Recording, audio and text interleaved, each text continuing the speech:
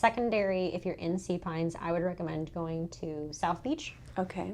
On the beach. On the beach itself. On the beach itself, you see a beautiful view of the show. You're a little bit further away, but it's a beautiful view of the show. Yeah. The downside is there's no access to restrooms. Okay. So unless you know a homeowner or you're staying close by. Yeah. So that's a great point. Don't, and there's, and you're not going to be able to buy food and things like right there. So you can kind of, that's where you bring a cooler. For snacks.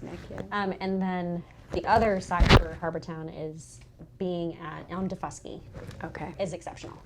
That one is so Would you be in the Hague Point, or would you be whereabout in Daufuskie? You're going to be facing Harbor Town. Harbor Town. Yes. Okay. So get on this side of it. So like Bloody Point up there, that would be a good little spot. So it's, but you can be on the beach and watch the show. Okay, the Daufuskie Beach. Mm-hmm. Yeah, and because Daufuskie is an island, right it's all beach, but you can see it really right there. Wow. And that is going to be... That's a great idea. Because that's way no crowds right there. That is no crowds. Yeah. That is, you're going to be by yourself. It's a little bit darker over there as well. Yeah. So that is really, like, if you want a more private experience and you have a way to get to Daufuskie, but remember, if you're there for the show, make sure you have your transportation already planned. Yeah. Because you don't want to be stuck. Or spend the night. You can spend the night. Find an Airbnb. But it's such a small community on Daufuskie, so do your due diligence and really kind of, if you're going to go for that really low-key experience, kind of plan. Okay. Yeah. And then back to what you're saying for the Shelter Cove side is Broad Creek Marina across. They have restaurants, they have the marina. You can see the show from there, and you're going to have less crowds. Okay. And then the other one that is the public boat landing on Marshland Road. So that one is open to the public. You do not have to have a boat. You can just be there. Yep. But you can see the show. Do those get pretty packed too? Those, especially, I mean, it's 4th of July. Yeah, everywhere's packed. Really, the only place that's not truly packed is Daufuskie. Okay. Yeah. We'll put overlays, as you're saying. I'll just do overlays with maps. We'll point people where they are, who are coming in. If you're listening to the podcast, you can check it out on YouTube. Yeah. Or hit HiltonHead.com. Sorry. You know, one or the other. And that was with the boat tours. We have a full. You can scan a QR code in the July issue to see all of the ones available, and that just takes you straight to an article on our website that will list everything, and then you can go ahead and book. Oh, wonderful. That's great. That's good. All right. Got it. Yeah. Awesome.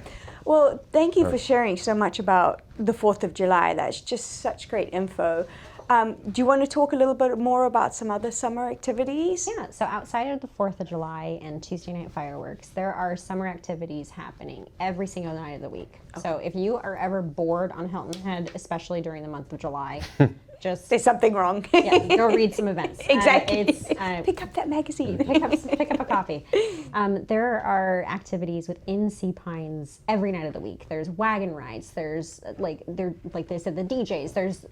There's face painting. There's tie-dye activities. There's so many fun. Horseback riding. Yeah, horseback riding. And also for adult couples, there's a lot to do. That it's you can go make candles. You can go do things like there's a lot of activities happening within even just Sea Pines. And then same thing for Shelter Cove. There's summer jams, and then super summer jams is for the fireworks perspective. But there's things happening in Shelter Cove Marina every night of the week for Harbor Fest. It's not just Tuesday night fireworks. So I just want people to not think that the only thing to do on Hilton Head is fireworks. Yeah. And then you think about those core areas. That's what I was talking about. That's where you're going to find the bulk of visitors, and then the other section being kind of the Coligny Circle is where a lot of that south end of the island is where you're going to find a lot of concentration of activities, and there's things happening at the Sandbox. There's things happening in Coligny Plaza.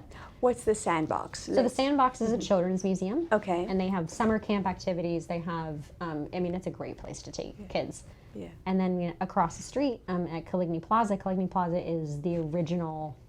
It's the original shopping center. Of Hilton Head. It's cool. The unofficial downtown. It is. It was our big mall. Yeah. And There's a stage in the center of Coligny Plaza that sometimes you may miss if you're only seeing it from the parking lot perspective.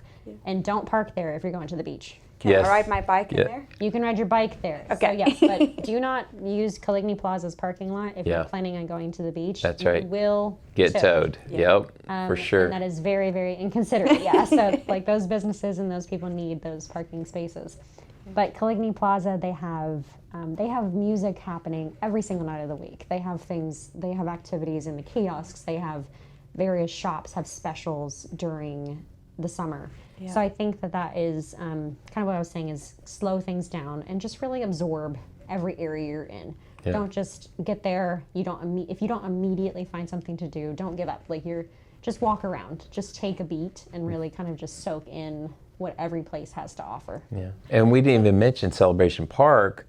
Because do you cover a lot of the, because they have a ton of events there all the time. Yeah, Celebration Park, especially through like Island Rec Center and various like seasonal events in Celebration Park. Celebration Park has been a wonderful addition to Hilton. That's so beautiful. And I think that that's really kind of that magic of what you were saying, not the overdevelopment. It really is a more careful contribution.